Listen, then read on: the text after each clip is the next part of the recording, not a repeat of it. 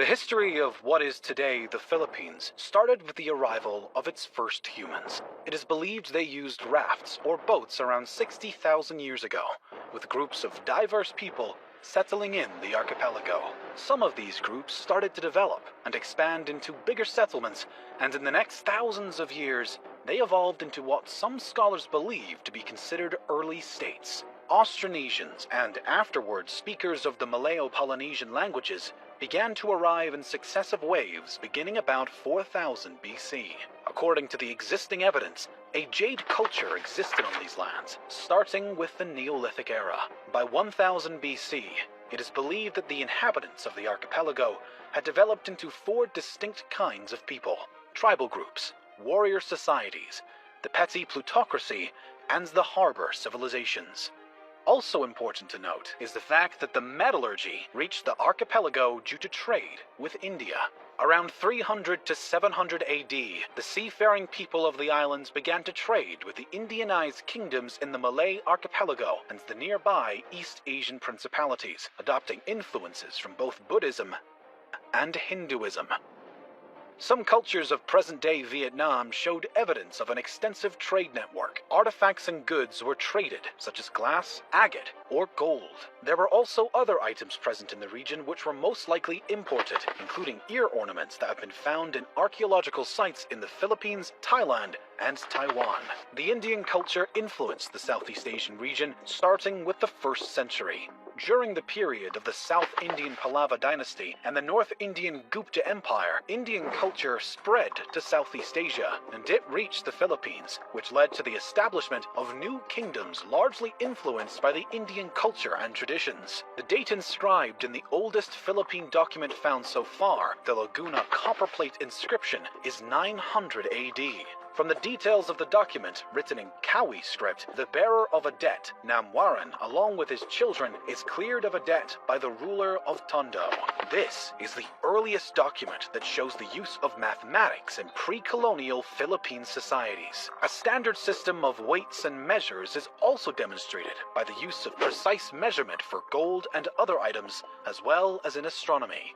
From the various Sanskrit terms and titles seen in the document, the culture and society of the Manila Bay were that of Hindu Old Malay amalgamation, similar to the cultures of Java, Peninsular Malaysia, and Sumatra at the time. In the years leading up to 1000, there were already several maritime societies existing in the islands, but there was no unifying political state encompassing the entire Philippine archipelago. Instead, the region was divided into numerous semi-autonomous city-states under the rule of the plutocracy, while a number of states existed alongside the highland societies. These smaller structures alternated between being part of or being influenced by larger Asian empires like Maya Pahit.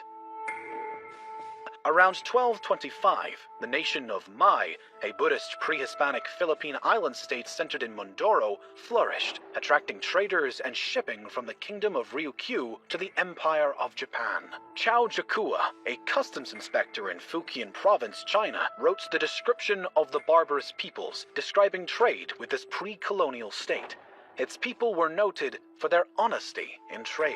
Much of what is now Indonesia was ruled by the Hindu Maya Pahit Empire. During the 1300s, this empire ruled over Luzon Island and the Sulu archipelago. As more and more influence was on these islands, skirmishes and battles also existed. Some local tribes were waging incessant guerrilla warfare against them. Eventually, the kingdoms of Luzon regained independence from Maya Pahit after the Battle of Manila, 1365. Sulu also re-established independence, and in vengeance, assaulted the Maya Pahit province of Brunei before a fleet from the capital drove them out. The start of the Islamic era in Indonesia set the collapse of the Maya Pahites as its provinces eventually seceded and became independent sultanates.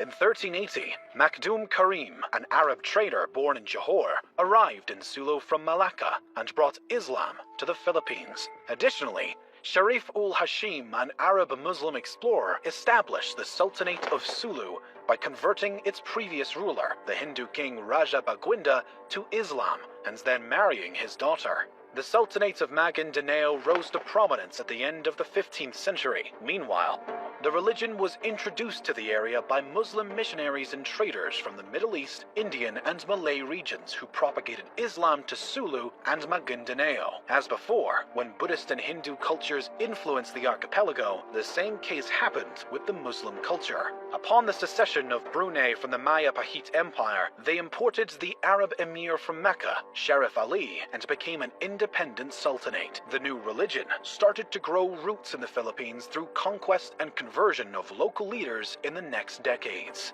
Moreover, Islam was further strengthened by the arrival to the Philippines of traders and proselytizers from Malaysia and Indonesia.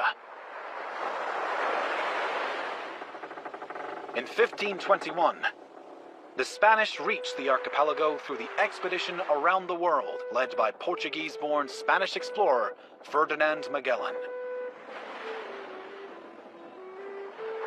Claiming the islands he saw for the Spanish Empire, he established friendly relations with some of the local leaders and converted some of them to Roman Catholicism. Because the Philippines are a large archipelago, the Spaniards started to explore many islands. However, the explorer Ferdinand Magellan was killed during the Battle of Mactan against the local ruler Lapu-Lapu.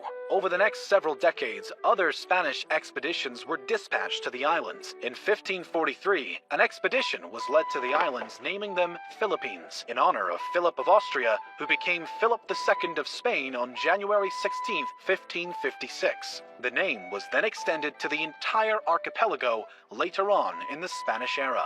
European colonization began in earnest when Spanish explorer Miguel López de Legazpi arrived from Mexico in 1565 and formed the first European settlements in Cebu. Through diplomatic and military annexation of some lands, incorporating local states including the Kingdom of Tondo, the Spaniards established Manila as the capital of the Spanish East Indies. In 1578, the Castilian War erupted between the Christian Spaniards and Muslim Bruneians over control of the Philippine archipelago. The Christian troops were so diverse due to generally being made up of people under the Spanish rule, including Native Americans, namely Aztecs, Mayans, and Incans, who were gathered and sent from Mexico and South America to be led by Spanish officers that had worked together with native Filipinos in military campaigns across Southeast Asia. The Muslim side was also very diverse though. They were supported by the Ottoman Empire, with their troops consisting of Malay warriors and expeditionary forces sent by the Ottomans, which included mainly Turks, Egyptians, Swahilis, Somalis, Indians, and others. The conflict ended with a status quo antebellum. Just 20 years after the conquest of Luzon, remarkable progress existed in the work of colonization of the islands and the spread of Christianity.